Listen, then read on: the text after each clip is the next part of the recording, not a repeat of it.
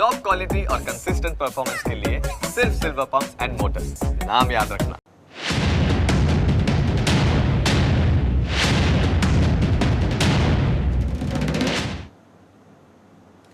તો વાવની પેટા ચૂંટણીમાં ઈવીએમ ખોટવાયાની ફરિયાદ સામે આવી છે। ભાખરી ગામના મતદાન મથક 1નું ઈવીએમ ખોટવાયું છે। તો સવારથી જ ઈવીએમ ખોટવાતા મતદારોની કતાર લાગી છે। તંત્ર દ્વારા ખોટવાયેલા ઈવીએમને બદલી શરૂ કરવામાં આવ્યું છે મતદાન। તો જૂના વીવીપેટમાં 140 કરતાં વધુ મતો થયા બાદ વીવીપેટ મશીન ખોટવાયું હતું। અંદાજે 25 મિનિટ કરતાં વધુ સમયે વીવીપેટ મશીન ખોટવાયું। તો વીવીપેટ ખોટકાતા મતદાન મથક પર લાંબી કતારો જોવા મળી હતી। વીવીપેટ બદલાયા બાદ મતદાન ફરી રાબેતા મુજબ શરૂ કરવામાં આવ્યું છે। તો એક તરફ વાવમાં કોનો વટ છે તેને લઈને સવાલ ઉદ્ભવી રહ્યો છે, ત્યારે વહેલી સવારથી મતદાન કરવામાં આવી રહ્યું છે। તમામ જે મતદારો છે પોતાના મતાધિકારનો ઉપયોગ કરી વહેલી સવારે મતદાન કરવા માટે પહોંચ્યા છે। ત્યારે વાવની પેટા ચૂંટણીમાં ઈવીએમ ખોટવાયાની આ ફરિયાદ સામે આવી છે। ભાખરી ગામના મતદાન મથક 1નું ઈવીએમ ખોટવાયું હતું। તો સવારથી જ ઈવીએમ ખોટવાતા મતદારોની લાંબી કતાર લાગી। તંત્ર દ્વારા ખોટવાયેલા ઈવીએમને બદલી શરૂ કરવામાં આવ્યું મતદાન। જૂના વીવીપેટમાં 140 કરતાં વધુ મતો થયા હતા અને બાદમાં વીવીપેટ મશીન ખોટવાયું હતું।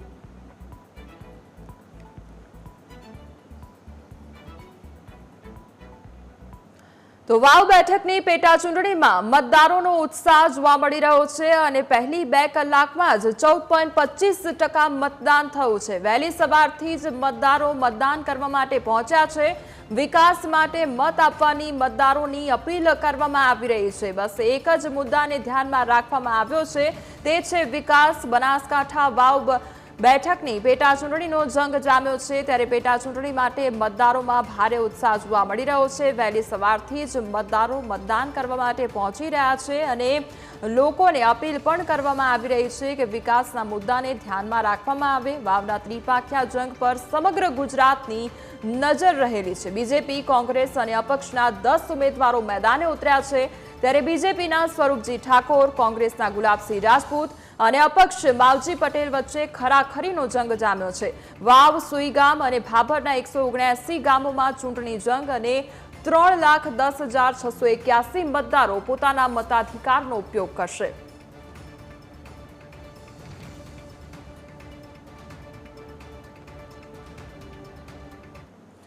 તો બીયોક મતદાન મથકે સ્વરૂપજી ઠાકોરે મતદાન કર્યું અને મતદાન બાદ સ્વરૂપજી ઠાકોરની પ્રતિક્રિયા સામે આવી। વાવ બેઠક પર ભાજપના ઉમેદવાર છે સ્વરૂપજી ઠાકોર અને વાવમાં છે ત્રિપાખ્યો જંગ, ત્યારે બીજેપી, કોંગ્રેસ અને અપક્ષ વચ્ચે ચૂંટણી જંગ જામ્યો છે। આ વચ્ચે સ્વરૂપજી ઠાકોરે મતદાન કરી પોતાનું નિવેદન આપ્યું છે। તો બીયોક મતદાન મથકે સ્વરૂપજી ઠાકોરે મતદાન કર્યું, ત્યારબાદ જીતનો વિશ્વાસ વ્યક્ત કરવામાં આવ્યો છે। બીજેપીના ઉમેદવાર સ્વરૂપજી ઠાકોરે મતદાન પહેલા ભગવાનની પૂજા કરી હતી। જીત માટે સ્વરૂપજી ઠાકોરે માતા પિતાના આશીર્વાદ લીધા। સ્વરૂપજી ઠાકોરે ગાયની પૂજા કરી, મતદાન પહેલા પોતાની જીતની આશા વ્યક્ત કરી અને ત્યારબાદ તેઓ બીયોક ખાતે પહોંચ્યા હતા અને બીયોક ખાતે તેમના દ્વારા મતદાન કરવામાં આવ્યું। આ સાથે મતદારો સાથે પણ તેમના દ્વારા વાતચીત કરવામાં આવી હતી। વાવ વિધાનસભાની પેટા ચૂંટણીનું મતદાન છે તે આજે થઈ રહ્યું છે ને એવામાં ભાજપના ઉમેદવાર સ્વરૂપજી ઠાકોર છે તે આપણી સાથે છે, જેમણે પોતાના મતાધિકારનો છે તે ઉપયોગ કર્યો છે। સ્વરૂપજી, જે ચૂંટણી પ્રક્રિયા શરૂ થઈ ત્યારબાદ ઉમેદવારી જાહેર થઈ, અનેક વાતો વચનો થયા અને ત્યારબાદ આજે મતદાન થઈ રહ્યું છે। વહેલી સવારથી લાંબી કતાર જોવા મળી રહી છે, શું આશા અને અપેક્ષા? અમને લોકો ઉપર પૂરો ભરોસો છે। લોકોએ જે અમે ગામના પ્રવાસ કર્યા, ગામડે ગામ ગયા, ગામડાના લોકોએ અધારે આલમે ખૂબ આશીર્વાદ આપ્યા છે અને એ આશીર્વાદ થકી અમે આ વખતે કમળને બહુ જંગી મતોથી જીતાડવાના છીએ। શું આશા છે? કેટલી મતદાનની આશા તમે રાખી રહ્યા છો? જે પ્રકારે તમે ગામડાઓમાં પ્રવાસો કર્યા, લોકોને જાગૃત કર્યા, કેટલું ટકાવારીની તમે આશા રાખી રહ્યા છો અને કેવું પરિણામ? ખૂબ અમને જે રીતે અમને લોકોએ આશીર્વાદ આપ્યા છે એ આશીર્વાદ થકી અમને આશા છે કે ખૂબ મોટી લીડથી અમે જીતીશું। ગત વખતે તમે ચૂંટણી લડ્યા હતા અને નજીવા મતોથી હાર્યા હતા, અને એ ચૂંટણી અને ત્યારબાદની આ ચૂંટણી કેટલો અંતર જોવો છો, કેટલો ફેરફાર જોવો છો, અને ક્યાં કચાશ ગત વખતે રહી ગઈ હતી જે આ વખતે પૂરો કરવાનો પ્રયાસ કર્યો? 2022ની અંદર એકદમ અમે નવો ચહેરાના કારણે અમે જે કાર્યકર્તાઓથી અમારા ભારતીય જનતા પાર્ટીના કાર્યકર્તા સુધી અમે સમય ઓછો હોવાના કારણે ક્યાંક ના પહોંચી શક્યા હોય એના લીધે કંઈક અમને થોડા નજીવા વોટથી અમે હાર થઈ હતી અમારી 2022માં. પણ આ વખતે જ્યારથી હાર થઈ ત્યાંથી હું સંપૂર્ણ રીતે વિસ્તારની અંદર નાના મોટા પ્રસંગો હોય, નાના મોટા લોકોના કામ હોય, સતત પ્રવાસ કરી અને લોકો વચ્ચે રહ્યો છું. એટલે લોકોએ સ્વયંભૂ કે અમારે આ લોકો વચ્ચે એને ચૂંટી લાવશે એવો પૂરો ભરોસો છે, અને આ વખતે કમળને જીતાડે એવો પૂરો ભરોસો છે. ખાસ કરી અને જે પ્રકારે કોંગ્રેસે દાવાઓ કરવામાં હજુ પણ તેઓ દાવો કરી રહ્યા છે કે અમે જીતી રહ્યા છે, મોટી લીડથી જીતી રહ્યા છે. બીજી તરફ માવજીભાઈ પણ મેદાને રહ્યા. કઈ રીતે આ ત્રિપાખીય જંગને જોવો છો ને કે કોંગ્રેસને અને અપક્ષને શું જવાબ આપે? મને પ્રજા ઉપર પૂરેપૂરો ભરોસો છે, અઢારે આલમ ઉપર પૂરેપૂરો ભરોસો કે ચાલુ સરકાર અમારી ભારતીય જનતા પાર્ટીની અમારી સરકાર ચાલુ છે. તો લોકો સ્વયંભૂ સમજ્યું છે કે ચાલુ સરકારમાં બેસીએ તો આપણા જે જોયા હોય તરત કામ થતા હોય, એટલે લોકોને જ લોકોએ જ અમને આશીર્વાદ આપ્યા છે કે આ વખતે ચાલુ સરકારમાં બેસી અને જે નાના મોટા કામો છે, જે પાણીના પ્રશ્નો હોય, આરોગ્યના પ્રશ્નો હોય, રોડ રસ્તાના પ્રશ્નો હોય, અન્ય રોજગારીના પ્રશ્નો હોય, અન્ય નાના મોટા પ્રશ્નોને લઈ અને સ્વયંભૂ લોકોએ આશીર્વાદ આપવા ચાલુ કર્યું છે. અત્યારે મોટી ભીડમાં લોકો મતદાન કરી રહ્યા છે અને લોકો એક તરફી કમળને જીતાડવા માટે મતદાન કરી રહ્યા છે. કેટલી લીડનો આશાવાદ છે? ખૂબ મોટી લીડ આવશે, મને આશા છે. અઢારે આલમ ઉપર આ વખતે ખૂબ મોટી લીડ મળશે. સ્વરૂપજી ઠાકોર હતા કે જેમણે ન્યૂઝ સાથે વાતચીત કરી અને પોતાની એ જીતનો વિશ્વાસ છે તે વ્યક્ત કર્યો. જે પ્રકારે તેઓ મુદ્દાઓ લઈને ગયા છે, વિકાસની વાતો લઈને ગયા છે, ને ત્યારે જે પ્રકારે અત્યારે લોકો છે તે જોવા મળી રહ્યા છે, ને તેમણે વિશ્વાસ વ્યક્ત કર્યો છે કે મોટી લીડથી વાવ વિધાનસભાની પેટા ચૂંટણી છે તે ભારતીય જનતા પાર્ટી જીતવા જઈ રહી છે. કેમેરા પર્સન સુરેશ રાજપૂત સાથે જયેશ ચૌહાણ, ન્યૂઝ કેપિટલ, વાવ. બનાસકાંઠામાં મતદાન શરૂ થતાં જ ઉમેદવારો ભગવાનના શરણે આવી ગયા છે. બીજેપી ઉમેદવાર સ્વરૂપજી ઠાકોરે દેવી દેવતા, માતા અને ગૌમાતાના આશીર્વાદ લીધા, તો કોંગ્રેસના ઉમેદવાર ગુલાબસિંહ રાજપૂતે ધરણીધર ભગવાનના દર્શન કર્યા. આશીર્વાદ લીધા બાદ બંને ઉમેદવારોએ પ્રચંડ જીતના દાવા પણ કર્યા છે.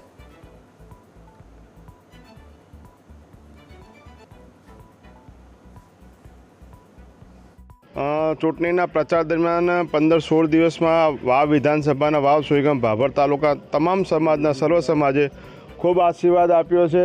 અને આજે જ્યારે મતદાનનો દિવસ છે તો હું ફરીથી એક વખત ધરણીધર ભગવાનને આગળ શીશ ઝુકાવ્યું છે અને મને આ વિસ્તારની સેવા આપવા માટે તક આપે અને લોકો જેમ ચૂંટણીના પ્રચાર દરમિયાન જેટલો આશીર્વાદ આપ્યો એ જ પ્રમાણે આજે મતદાન પણ પૂરું કરે. અમે જ્યારે પ્રવાસ કર્યો ગામનો, ત્યારે ગામ લોકોએ અઢારે આલમે ખૂબ આશીર્વાદ આપ્યા છે, અને આશીર્વાદ થકી આ વખતે અમારું આ કમળ બહુ જંગી મતોથી જીતાડી અને ગાંધીનગર મોકલશું અને મોદી સાહેબના હાથ મજબૂત કરશું એવો અઢારે આલમનો નિર્ણય છે, અને એ નિર્ણયને અમે આજે મતદાનના દિવસે સાર્થક બનાવશું. તો ગામડાની નાની સભાઓ હોય કે પછી એ ખાટલા બેઠકો હોય, આખો જે પેટા ચૂંટણીનો માહોલ છે તેના રંગમાં વાવ રંગાયું છે અને ત્રિપાંખ્યો જંગ જામ્યો છે વાવ બેઠક પર. ત્યારે સવાલો ઘણા બધા છે કે આખરે કોનું વર્ચસ્વ સૌથી વધુ છે, જે મતદારોનો વર્તારો છે તે કોના તરફ છે, તેમનું વલણ કોના તરફ છે, અને આખરે જીતનો જશ્ન કોણ મનાવશે, તેને લઈને ઘણા સવાલો છે. ત્યારે અમારી સાથે ગેસ્ટ પેનલમાં બીજેપી નેતા નિલેશભાઈ સોલંકી અમારી સાથે જોડાયા છે, સાથે કોંગ્રેસ નેતા ભરતસિંહ વાઘેલા અમારી સાથે જોડાયા છે. સૌથી પહેલા તો આ બંનેનું ન્યૂઝ કેપિટલમાં સ્વાગત છે. નિલેશભાઈ, સૌથી પહેલા આપને પૂછવા માંગીશ કે આ વખતે ફરી એકવાર બીજેપી દ્વારા વિશ્વાસ વ્યક્ત કરવામાં આવ્યો અને સ્વરૂપજી ઠાકોરને મેદાને ઉતારવામાં આવ્યા છે. બીજી તરફ કોંગ્રેસની વાત કરીએ તો કોંગ્રેસમાંથી ગુલાબસિંહ રાજપૂતને ઉતારવામાં આવ્યા અને બીજી તરફ અપક્ષમાં માવજીભાઈ પટેલ મેદાને ઉતર્યા. એટલે આ વખતે શું લાગી રહ્યું છે કે કમળ ખીલશે કે પછી ગુલાબ, કે પછી આ બંનેને બેટ ફટકો આપશે? શું લાગી રહ્યું છે નિલેશભાઈ? જી કોમલ, નમસ્કાર કેપિટલ ન્યૂઝની જનતાને. આજે વાવ બેઠક ઉપર જે અમારા કમળના ઉમેદવાર સ્વરૂપસિંહ ઠાકોરજીએ જે ગાય માતાના દર્શન કરીને જે મતદાન કર્યું, અને વાવ બેઠક ઉપર 1,61,000 પુરુષ મતદારો છે અને 1,49,000 મહિલા મતદારો છે. આપ જોજો કે ઇલેક્શનના રિઝલ્ટના દિવસે આપણે ફરીથી ભેગા થઈશું આપના આમંત્રણથી કે ભારતીય જનતા પાર્ટીના આ ઉમેદવાર જીતીને એમને ગાંધીનગર મોકલશે અને વાવની જનતાએ જે રીતે ત્યાં નડાબેટનો વિકાસ હોય, ત્યાંના આજુબાજુના વિસ્તારોનો વિકાસ હોય, એ વિકાસ સાથે સામર્થ્ય પૂર્યું છે. આપણે કોંગ્રેસની વાત કરીએ તો જ્ઞાનીબેન અત્યારે એકલા જ છે મેદાનમાં. કદાચ પાછળ કોંગ્રેસ છે કે નહીં ખ્યાલ નથી આવતો. જ્યારે જ્ઞાનીબેન ત્યાંના પ્રજાના જે પ્રશ્નો હોય કોઈ લઈ જતું હોય તો જ્ઞાનીબેન એકલા છે, પણ એકલા પણ માથા ભારે પડ્યા છે, કારણ કે એક બેઠક પણ એ બીજેપીના ફાળે ન ગઈ. એ એક જ એવા દમદાર દાવેદાર હતા કે જેના કારણે બીજેપીના ગઢમાં ગાબડું પડ્યું અને એ એક બેઠક જે હતી એ પણ બીજેપીના ફાળે ન આવી. એટલે એ એક છે પણ માથા ભારે છે નિલેશભાઈ. એટલે આપણે તેમને નકારી ન શકાય અને તેમને કહેવાય ને કે બેધ્યાન ન કરી શકાય, કારણ કે ખૂબ જ દમદાર દાવેદાર છે.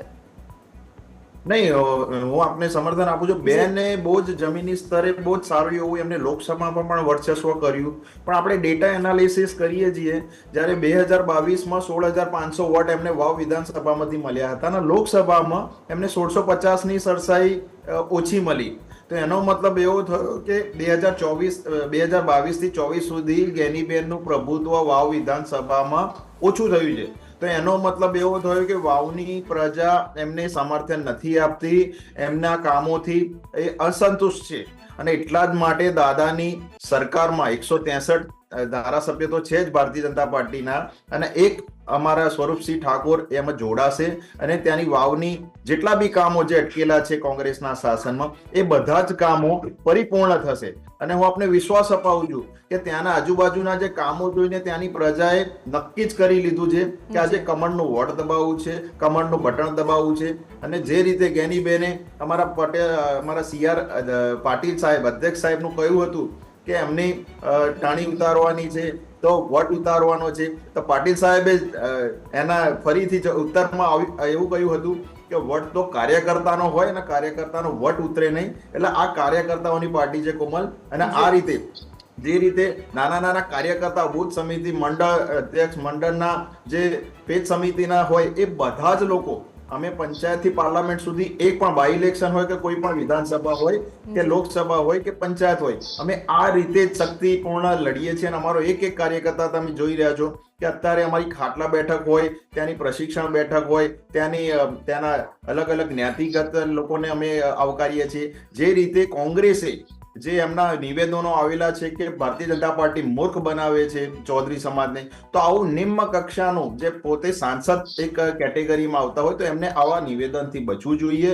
બીજી વસ્તુ કે ત્યાં ભારતીય જનતા પાર્ટીએ ઠાકોર સમાજના ઉમેદવારને શીર્ષ નેતૃત્વ અમારી પાર્લામેન્ટરીએ મૂક્યા, તો એનો મતલબ એવો થયો કે કોંગ્રેસ આમાં વાદ વિવાદ જાતિગત લાવવાનો પ્રયત્ન કરી રહ્યા હતા પણ એ અસફળ થયા હતા.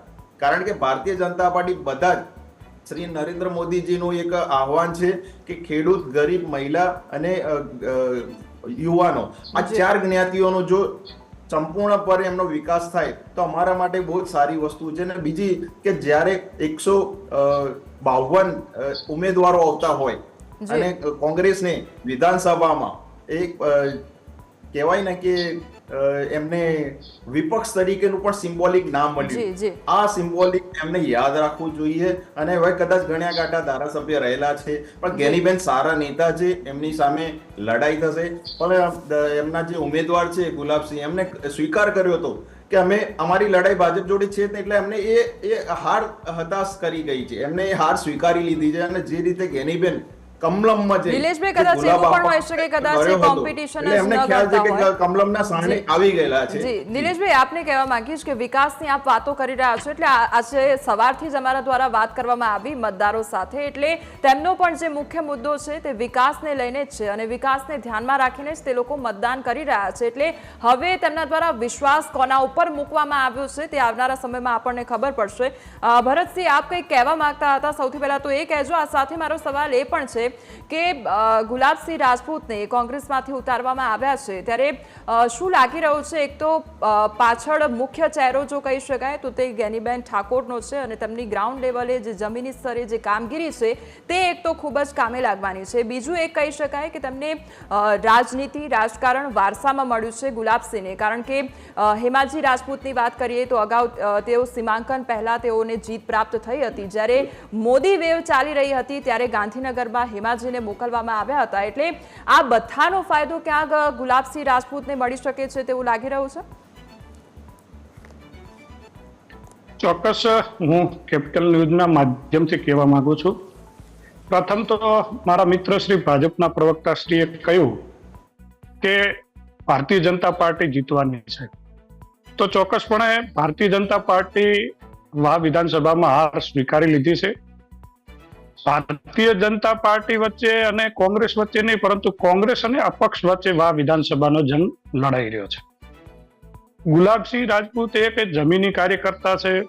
એમના દાદાએ પણ વિધાનસભામાં થરાદની જ્યારે સંયુક્ત વિધાનસભા હતી ત્યારે પણ પ્રતિનિધિત્વ કર્યું છે. રહી વાત, મારા મિત્રશ્રીએ કહ્યું કે જ્ઞાનીબેનને લોકપ્રિયતા ગુમાવી છે. જ્ઞાનીબેને લોકપ્રિયતા નથી ગુમાવી. જ્ઞાનીબેને તો આખા ગુજરાતમાં લોકપ્રિયતા પ્રાપ્ત કરી છે, આખા દેશમાં નામ રોશન કર્યું છે. અને મારા મિત્રશ્રી કહેતા હતા કે અમારા ઉમેદવાર શ્રી ગાય માતાને નમન કરી પૂજન કરીને નીકળ્યા, તો અમારા બેનશ્રીએ તો લોકસભાની અંદર પણ જ્યારે બનાસકાંઠાની લોકસભાની ચૂંટણી લડતા હતા ત્યારે એમણે વચન બનાસકાંઠા જિલ્લાની જનતાને આપ્યું હતું કે હું લોકસભામાં જીતીને જઈશ તો ગાય માતાને રાષ્ટ્રીય માતા જાહેર કરવાનું લોકસભામાં પ્રથમ મારું વાત હશે. અને એમાં પણ જ્ઞાનીબેન ખરા ઉતર્યા અને એમણે લોકસભામાં પણ વાત કરી. ત્યારે ભારતીય જનતા પાર્ટીએ તો ક્યાંય પણ ગૌ માતા હિન્દુત્વના નામે વોટ લીધા, એમણે તો ક્યારેય હિન્દુત્વની વાત નથી કરી, ક્યારેય ગૌ માતાની વાત નથી કરી. જ્યારે ચૂંટણી આવે ત્યારે એમને ગૌ માતા યાદ આવે છે, ત્યારે એમને હિન્દુત્વ યાદ આવે છે. એટલે હું આપના ચેનલના માધ્યમથી કહેવા માંગુ છું કે ગુલાબસિંહભાઈ બહુ મોટા જંગી લીડથી જીતવાના છે. પ્રજા એમની સાથે છે. અને રહી વાત કોમવાદની, જાતિવાદની, તો આપ જોઈ શકો કે લોકસભાની અંદર ઠાકોર સમાજને કોંગ્રેસ પાર્ટીએ બનાસકાંઠાના ઇતિહાસમાં પહેલી વખત એક ગરીબ ઘરની દીકરીને, ઠાકોર પરિવારની દીકરીને લોકસભા લડવાની તક આપી અને ખૂબ સારા જંગી બહુમતીથી જીત્યા. એના પછી જયારે પેટા ચૂંટણી આપી તો અમારા ઘણા બધા ઉમેદવારો હતા. ત્યારે એક ઇતર સમાજને પ્રતિનિધિત્વ કરવાની કોંગ્રેસ પાર્ટી, એક નાના સમાજને પ્રતિનિધિત્વ કરવાની તક આપી છે. ત્યારે કોંગ્રેસ દરેક સમાજને સાથે લઈને ચાલે છે, કોમવાદ જાતિવાદ નથી કરતી. અને મારા મિત્રે શ્રી કહ્યું કે પાટીલ સાહેબ ઉપર જ્ઞાનીબેને આક્ષેપ કર્યા. પાટીલ સાહેબ ઉપર જ્ઞાનીબેને આક્ષેપ નથી કર્યા, માવજીભાઈ આક્ષેપ કર્યા છે. અને ભારતીય જનતા પાર્ટીમાં બળવો થયો છે. કોંગ્રેસ પાર્ટી એકજૂટ થઈ અને તાકાતથી ચૂંટણી લડી રહી છે. જી નિલેશભાઈ, આપને પૂછવા માંગીશ કે જે પ્રમાણે ભરતસિંહે વાત કરી કે જે બીજેપી અને કોંગ્રેસની ચૂંટણી વિશે વાત થઈ રહી છે, પરંતુ અહીંયા આપે પણ કહ્યું હતું કે બીજેપીને એ ગણતી નથી એટલા માટે, કારણ કે અત્યારે એ કોમ્પિટિશનમાં જ નથી ગણી રહ્યા એવી વાત કરી રહ્યા છે. કોંગ્રેસ અને અપક્ષ વચ્ચેની જ આ ચૂંટણી છે, કારણ કે એક બાજુ કોંગ્રેસમાંથી ગુલાબસિંહ રાજપૂત અને અપક્ષમાંથી માવજી પટેલને ઉતારવામાં આવ્યા છે. એટલે નિલેશભાઈ, મારે અપક્ષ ઉપર પણ એટલા માટે સવાલ કરવો છે, કારણ કે માવજી પટેલ પણ એક એવું નામ છે કે જે તેમનું વર્ચસ્વ ખૂબ જ વધારે છે અને એક તો બીજેપીમાંથી બળવો કરીને અને ત્યારબાદ હવે અપક્ષ ઉમેદવારી તેમના દ્વારા નોંધાવી છે. એટલે એમના લીધે કેટલું પાર્ટીને નુકસાન થઈ શકે છે, કારણ કે ચૌધરી સમાજની ખાસ કરીને વાત કરવામાં આવે તો તે સમર્પિત મતદાતા કહેવામાં આવે છે. ભાજપનો સમર્પિત મતદાતા એટલે ચૌધરી સમાજ એવું કહેવામાં આવે છે. પરંતુ આ વખતે માવજી પટેલ મેદાને આવ્યા છે, એટલે આ વોટ બેંકને કેટલી અસર થઈ શકે છે? સ્વાભાવિક છે કોમલ કે જ્યારે અપક્ષ વધારે હોય તો બંને પાર્ટીને એ વોટ જ્યારે પોલરાઇઝ થાય એનો એક ડર રહેતો હોય છે અને એ ચિંતા સતાવતી હોય. પણ ભારતીય જનતા પાર્ટીએ પહેલેથી આવા ગમે તેટલા અપક્ષ આવતા હોય, અમે તો શિસ્તતાની પાર્ટી છે, અમારી કેડર બેઝ પાર્ટી છે, અને એ જ રીતે અમે એમને સમજાવ્યા અને માન્યા નહીં તો અમે એમને સીધા સસ્પેન્ડ કરી દીધા અને એમને પ્રાથમિક સદસ્યતાથી દૂર કરી દીધા. એટલે ભારતીય જનતા પાર્ટીનો એક નિયમ છે કે કમળના ઉમેદવાર હોવા જોઈએ, વ્યક્તિ વિશેષ નહીં. પાર્ટી સે બડા દલ ના દલ સે બડા દેશ હોય છે. એટલા જ માટે કે ફરીથી હું આપને કહું છું કે માવજીભાઈ પટેલ હોય કે ગુલાબસિંહ હોય, અમારા માટે માત્ર વાવની જનતાના વિકાસના નિલેશભાઈ, આ નીતિના કારણે જ ક્યાંક પાર્ટીમાં અસંતોષ કામોની પછી પેદા નથી થતો અને એટલા માટે જ પછી આવા ઉમેદવારો ઊભા થતા હોય છે, એવું નથી લાગી રહ્યું? બેન રિપીટ કરજો, ઓવરલેપિંગમાં સંભળાય. જી, આ તમે જે વાત કરી રહ્યા છો નીતિની, કે જે પણ આપણા કરતા પહેલા પાર્ટી આવતી હોય છે અને એ પ્રકારની નીતિથી જ ભારતીય જનતા પાર્ટી ચાલે છે, એ વાત કરી આપે, પરંતુ આ નીતિના કારણે જ પછી પાર્ટીમાં અસંતોષ ઊભો થતો હોય એવું નથી લાગતું અને એના કારણે જ આ પ્રકારે પછી ઉમેદવારો ઊભા થતા હોય છે અને અપક્ષમાં પછી અપક્ષ તરીકે પોતાની ઉમેદવારી નોંધાવતા હોય છે, એટલે પછી આ અસંતોષ જે છે તે ચરમસીમાએ પહોંચી જતો હોય છે, એટલે એના ઉપર આપનું શું કહેવું છે? બેન, આજે ગુજરાતમાં કદાચ 28-29 વર્ષનું શાસન ભારતીય જનતા પાર્ટીના લોકોએ આશીર્વાદ આપ્યા છે, વોટ આપ્યા છે, ને એ માટે સતત મુખ્યમંત્રીઓ અમારા જે સરકાર ગુજરાતની જનતાનું કામ કરી રહ્યા છે, સેવા કરી રહ્યા છે, અને મને નથી લાગતું, કારણ કે અમારી પાર્ટીની સ્ટ્રેન્થ કાર્યકર્તા છે. અમારા માટે એ કાર્યકર્તા, ઠીક છે, બધાને ટિકિટ ના મળી શકે, સ્વાભાવિક છે કે બધાને અપેક્ષા હોય, પણ જ્યારે એ કાર્યકર્તાને એ ટિકિટ નથી મળતી, અસંતોષ થાય છે, પણ બીજા દિવસથી અમારી પાર્ટીની વિચારધારા સાથે સમર્પિત થઈ જાય છે ને એ એના કામમાં લાગી જાય છે. માવજી પટેલ ભાઈ જેવા વ્યક્તિઓ જો કદાચ એ નથી, એમની પ્રાથમિક અપેક્ષા હોય, એમની પર્સનલી એમના એ હોય, પણ હું આપને કહું છું કે અપક્ષ જીતીને કરશે શું? કોંગ્રેસમાં જશે કે ભાજપમાં જશે મને ખ્યાલ નથી આવતું, પણ એ કદાચ એ રાજનીતિના લીધે કદાચ જનતાને એ વોટ ડિવાઈડ કરવામાં થોડો એ પ્રયત્ન કરશે, પણ પાર્ટીના કાર્યકર્તા ઘરે ઘરે જઈને વાવની વિધાનસભાના જે નાગરિકો છે એને કન્વિન્સ કરવામાં એ સફળ રહ્યા છે, અને સમગ્ર વાવની જનતા, હું આપને વિશ્વાસ અપાવું છું કે ભારતીય જનતા પાર્ટીને આ સ્વરૂપસિંહ ઠાકોર જે વિજય ઉમેદવાર બનશે, હું આપને વિશ્વાસ અપાવું છું. જી નિલેશભાઈ, આપ વાત કરી રહ્યા છો ત્યારે જે વિશ્વાસ વ્યક્ત કરવામાં આવી રહ્યો છે જીતનો, ત્યારે ઇતિહાસ પણ આપને કહી દઉં કે 2 વખત જ જીત પ્રાપ્ત થઈ, અને છે 2007માં એક તો પરબતભાઈ પટેલ જીત્યા અને ત્યારબાદ 2012માં શંકરભાઈ ચૌધરીને જીત પ્રાપ્ત થઈ હતી, અને આ વખતે ફરી એકવાર સ્વરૂપજી ઠાકોરને ઉતારવામાં આવ્યા છે, પરંતુ 2022ના ઇતિહાસની જો નજર કરીએ તો 2022માં તમને હાર પ્રાપ્ત થઈ હતી જ્ઞાનીબેન સામે, અને ફરી એકવાર એ વિશ્વાસ વ્યક્ત કરવામાં આવ્યો છે, પરંતુ શું લાગી રહ્યું છે કે વિકાસ ની આશા રાખીને જે વાવના લોકો બેઠા છે અને વિકાસ પોતાના સુધી પહોંચે, એ લોકોને તમામ જે સુવિધાઓ છે, પાણીની સમસ્યાઓ છે, રોડ રસ્તાની સમસ્યાઓ છે, વીજળીની સમસ્યાઓ છે, એ બધી સમસ્યાઓનો ઉકેલ તે લોકોને મળે, તે આશા સાથે તે લોકો આજે મતદાન કરવા માટે પહોંચ્યા છે, તો શું એ લોકોને તેનું ફળ પ્રાપ્ત થશે અને શું એ વિકાસ એમના સુધી પહોંચશે? નિલેશભાઈ, ભારત સંકલ્પ યાત્રા બેન અમે 24ના અગાઉ 2.5 લાખ ભારતના દેશમાં યાત્રા. જી ભરતસિંહ, આપની પાસે પણ આવીશ અને આપને પણ બોલવાનો મોકો આપીશ. આપણે પહેલા આપ આપો એક તરફી કોઈ પ્રવક્તાને આપ વાત કરવા હું બંનેને એક બાદ એક સવાલ કરી રહી છું અને તમને પણ મોકો આપીશ ભરત. નહીતર પછી હું ડિબેટ છોડી દઉં. ના ભરતસિંહ, હું તમને પણ મોકો આપીશ, એક બાદ એક સવાલ. એમને સમય આપો, કારણ કે મને એવું લાગે હાર એમને નિશ્ચિત પાડી દીધી છે, એમને સમય આપો. ચલો હું પછી બોલી, એમને સમય આપો. નિલેશભાઈ, આપ આપની વાત પૂરી કરો, પછી હું એમની પાસે પણ જઉં છું, એમને પણ સવાલો કરીશું. નિલેશભાઈને વાત કરવા પછી. બેન, 2.5 લાખ ભારતના ગામડામાં ભારત સંકલ્પ યાત્રા અમે નીકાળી હતી, ને ગામે ગામે અમે જે ગામના જે વિકાસના કાર્યો કરેલા છે, જે રોડ રસ્તા નહોતા જે વર્ષોથી, ત્યાં ગામને એક મધ્ય પ્રવાહમાં, એક ગામડા હોય, પંચાયતો હોય, એ મધ્ય પ્રવાહમાં લાવવાનો અમે પ્રયત્ન કર્યો છે અને અમે સફળ પણ થયા છે. જ્યારે આપણે એક ઇતિહાસ હતો કે કોંગ્રેસ હંમેશા રૂરલમાં જીતી હતી, પંચાયતોમાં જીતી હતી, પણ એ પણ આજે એમને અસફળ કર્યા છે અમે કોંગ્રેસને, કે ઘરે બેસાડ્યા છે. એટલા માટે કે અમારા જે કામો છે, અમારા કાર્યકર્તાઓ છે, આ સ્ટ્રેન્થ ઉપર અમારા જે દાદાની સરકારે જે કામ કરેલા છે, અમારા કાર્યકર્તાઓને જે પ્રદેશ અધ્યક્ષ CR પાટીલ સાહેબે જે મંત્ર આપ્યું છે કે માત્ર ને માત્ર સેવા સિવાય અમારો કોઈ બીજો આશય ના હોય. અને આપ જુઓ કે જે રીતે નાના નાના ગામડાઓ છે એ કનેક્ટિવિટી કરી છે, ત્યાં રોડ રસ્તા કરેલા છે, ત્યાંની ટ્રાન્સપોર્ટેશન અમે કરેલી છે, ત્યાંના પાણીના કોઈ પ્રશ્ન હોય, આપના મીડિયાના પણ હોય, આભાર માનું છું કે મીડિયાએ પણ ઘણા બધા અમને એવા ફૂટેજ બતાવ્યા હોય, તો દાદાએ કહેલું છે કે મીડિયાનું નેગેટિવ નહીં લેવાનું, મીડિયા ક્યાંક કોઈ જગ્યાએ અમે ક્યાં પહોંચ્યા ના હોય, બહુ મોટી વ્યવસ્થા છે, ક્યાંક કોઈ જગ્યાએ અમારી ચૂક રહી ગઈ હોય તો આપના વતી અમે એ ચૂક પણ અમે એ સોલ્વ કરેલી છે. તો આ રીતે સમગ્ર ગુજરાતમાં જે રીતે 7 કરોડ જનતા અને ભારતીય જનતા પાર્ટીના વિકાસના કામો જે મળ્યા છે, એ વાવના જે સદસ્ય જે જનતા છે આ વખતે એ પ્રણ લઈ લીધો છે કે જ્ઞાનીબેન સારા નેતા છે, માનીએ છીએ, પણ જ્ઞાનીબેન જોડે સરકાર નથી, એ પણ આપણે માનવું પડશે. 26 માંથી 25 આવી તો એનો કઈ અમને અફસોસ નથી. અમે તો હાર્યા પછી વધારે મહેનત કરવા માંડ્યા. પણ કોંગ્રેસ જુઓ કે એક સીટ જીત્યા પછી અહંકાર આવી ગયો હોય. જ્ઞાનીબેન આજે કમલમમાં જવું પડે ગુલાબ આપવા માટે, અને હું આપને કહું છું કે કમળ આગળ વધશે અને ગુલાબ કરમાઈ જશે.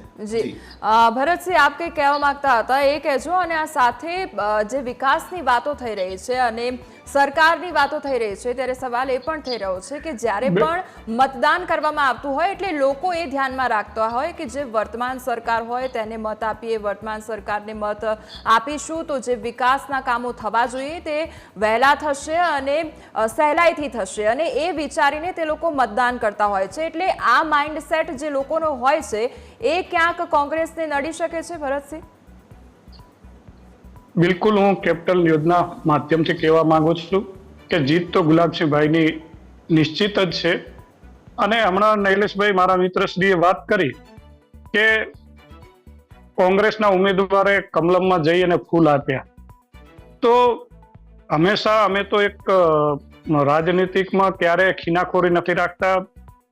સીજે ચાવડા સાહેબ અને મયંકભાઈ ઉભા હતા અને અમારા ઉમેદવાર શ્રીને જ્ઞાનીબેન નીકળ્યા, તો સ્વાભાવિક છે જ્યારે કોંગ્રેસમાં હતા, એકબીજાના સારા સંબંધો હતા, તો એકબીજાને ગુલાબ આપી અને એક સન્માનની ભાવના વ્યક્ત કરી. અને કોંગ્રેસ હંમેશા હકારાત્મક રાજનીતિ કરે છે, નકારાત્મક નહીં. એની જગ્યાએ ભારતીય જનતા પાર્ટી આવડું મોટું દિલ ન રાખી શકે. બીજું કે વિકાસની વાત થઈ તો વાવ વિધાનસભાની અંદર હમણાં મારા મિત્રશ્રીએ કહ્યું કે અમે નડાબેટનો વિકાસ કર્યો. હું આપના ચેનલના માધ્યમથી કહેવા માંગુ છું કે આપ ચાલો મારી સાથે. વિકાસ થયો છે 100%. વિકાસને હંમેશા સ્વીકારવું પડે. સારું કામ થયું એને અમે ચોક્કસપણે અભિનંદન આપીએ છીએ, પરંતુ ત્યાં જે પર્યટન ડિપાર્ટમેન્ટ દ્વારા વિકાસના કામો થયા, વિકાસ કરવામાં આવ્યો, પર્યટનને પ્રોત્સાહન આપવામાં આવે, પરંતુ જ્યારે પર્યટકો આવે છે નડાબેટમાં નળેશ્વરીના દર્શન કરવા, ત્યારે ત્યાં છડેઆમ લૂંટ કરવામાં આવે છે યાત્રીઓ સાથે. હમણાં દિવાળી અને વેકેશન હતું, બેસતા વર્ષ, એના પછીના જ્યારે યાત્રાળુ આવ્યા તો 50 રૂપિયા એક બોટલ પાણીની બોટલ મળતી હતી. આ સ્થિતિ. પ્રાઇવેટ વાહનો લઈને લોકો જાય તો એમના વાહનોને દૂર પાર્કિંગ કરવામાં આવે અને ત્યાંથી પ્રાઇવેટ એજન્સી દ્વારા વાહન લઈ અને છેક સીમા દર્શન કરવામાં આવે, તો એમાં પણ ઉઘાડી લૂંટ થાય. સ્થાનિક લોકોને કોઈ રોજગારી નથી મળતી. એક કોઈ મને ખબર નથી, પરંતુ પશ્ચિમ બંગાળ બાજુની કોઈ એજન્સી છે એને કામ સોંપી દેવામાં આવ્યું છે. એટલે ભારતીય જનતા પાર્ટી અને એના જે 2-4 મળતિયાઓને આ કામ સોંપી દેવામાં આવ્યું છે. એટલે હું નથી માનતો કે આ વિકાસ એક વિનાશ છે. અને બીજી વાત રહી કે આપે કહ્યું તો તમે જીતતા તો શા માટે, મારા મિત્ર પૂછવું, આખી મિનિસ્ટ્રી, મશીનરી, પોલીસ તંત્ર બધું આજે ઉતારી દીધું છે, છતાં પણ લોકો કોંગ્રેસની સાથે છે. લોકસભાની અંદર પણ આ જ પ્રવૃત્તિ કરી હતી. બેંક, ડેરી, તંત્ર બધાનો ભારતીય જનતા પાર્ટીએ દુરુપયોગ કર્યો, છતાં પણ ભારતીય જનતા પાર્ટી હારી. અને જીતથી અમે ક્યારે ઘમંડમાં નથી આવતા, ક્યારે અહમમાં નથી આવતા. મતદારો જે કોઈ નિર્ણય આપે, જે કોઈ જનાદેશ આપે એને સ્વીકાર્ય છે. અને વાવ વિધાનસભાની અંદર એક યુવા લીડરને તક આપી છે કોંગ્રેસે. થરાદમાં પણ વિકાસના કામો ગુલાબસિંહભાઈએ કર્યા, સરકારની સામે તાકાતથી લડ્યા.